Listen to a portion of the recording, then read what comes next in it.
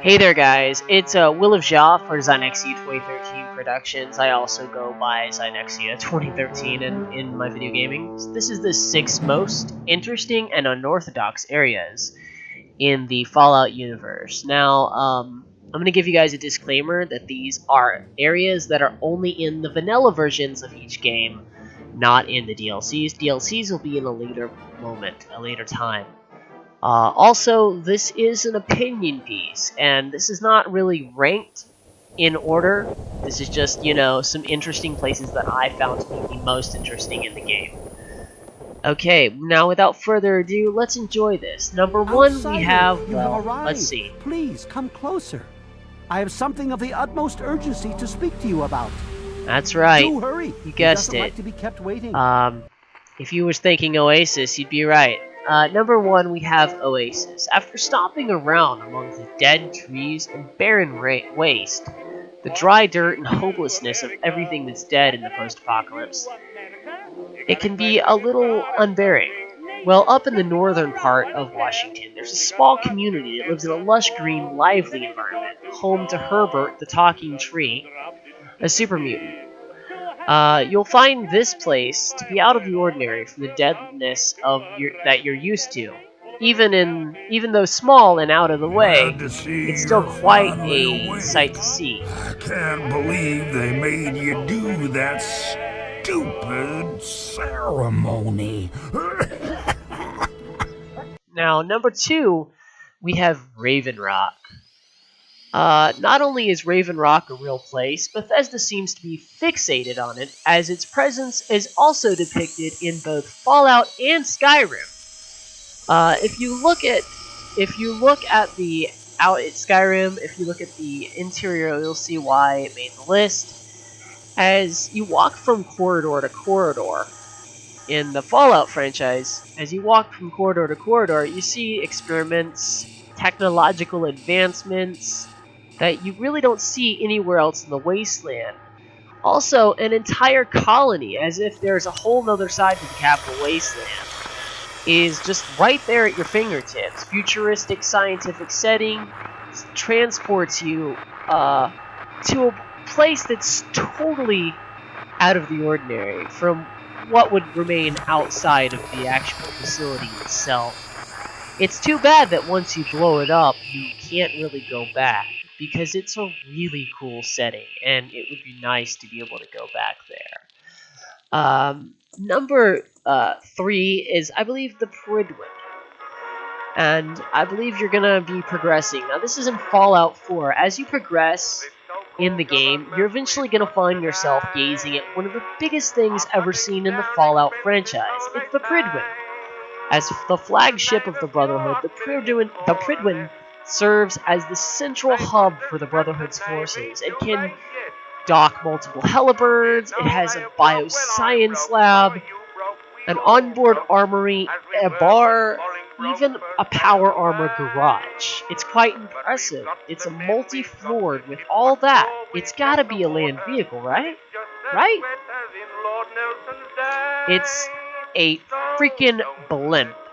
I kid you not. It's a blimp, and I've never seen anything like this in the entire Fallout franchise. This is one of the reasons it made the list. Because it's just like, you never see airships in this game, and it was a beautiful thing to see. It's a great way to just get away from everything. Now, number 4 is, well, the most obvious. It's the Institute. A beautiful subterranean gym is home to, well, the Institute. Deep beneath the surface, safe from the prying eyes of the Brotherhood and pretty much civilization, lies an astounding science facility that almost rivals Umbrella's Hive Fortress from Resident Evil. It's the central hub for most synth production. They have an actual ecology department. They have amazing little laboratories. They've got areas that I didn't even include in the actual video, but there's like food areas, there's just all kinds of really cool stuff. So it's definitely a good thing to check out. I mean, you're going to anyway, it's a part of the storyline. But I loved seeing the biolab and seeing the gorillas inside the tanks. That was just amazing to me. seeing that just come to life, and it's so clean and so pristine. I mean, they've had failed experiments and whatnot, but you know, it's pretty much just it's so different from like the normal cities and towns. You've got robotics labs that pretty much generate the next generation of synth which are almost identical to humans in every way. If you look at the actual footage, I mean, holy crap, they're beautiful. These marvels of technological engineering. I mean, it's just like, it's wow. And then seeing one being brought to life, it's almost like seeing birth in the game.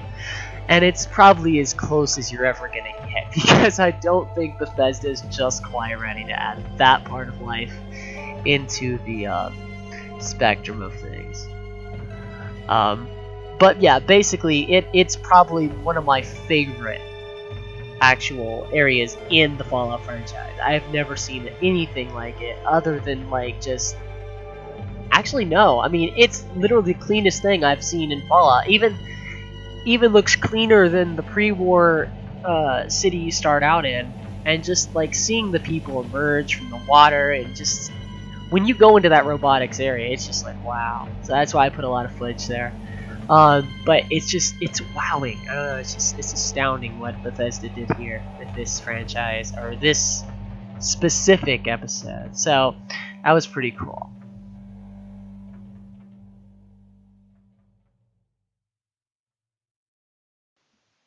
At number 5, we have the Vegas Strip, which is basically Fallout New Vegas. And once more on our list is something that seemingly differs from what you see in the post-apocalypse. Las Vegas Strip is home to Mr. House. This place, as well, is a beautiful night lover's dream. It's a wonderful looking place at night. The lights light up. You've got working girls all over the street. You've got drunkards left and right. You've got Beckards, guys who are shysters, who will sham you, trying to sell you counterfeit weaponry. It's just a beautiful looking place, and I think that's why it made our list. It's pretty authentic vibes, and believe it or not, none of those casinos, I don't think any of them actually exist in Vegas for obvious copyright reasons. But it's really cool to see that you can actually gamble and actually, you know, rent rooms and whatnot. So that was pretty cool. Number 6 is our Sentinel Site. Now, the Sentinel Site is actually really cool because when you first go there, you're like, whoa, that must be something like Illuminati. Well, actually, the Sentinel Site is based on an actual base. It's called the Stanley R. McNicholson Safeguard Complex, and it's in Cavalier County, North Dakota. And originally the site in real life was meant to deter nuclear weapons from hitting the US. In here, it's, however, in this game it actually houses a nuclear weapon, so it's used as a stockpile base. Now, I think that's our list, so if you guys enjoyed, don't forget to leave a like. And special shout out to everyone who helped me in producing it, my girlfriend, Bethesda for making such a lovely franchise, and you, the viewers, for watching. Peace.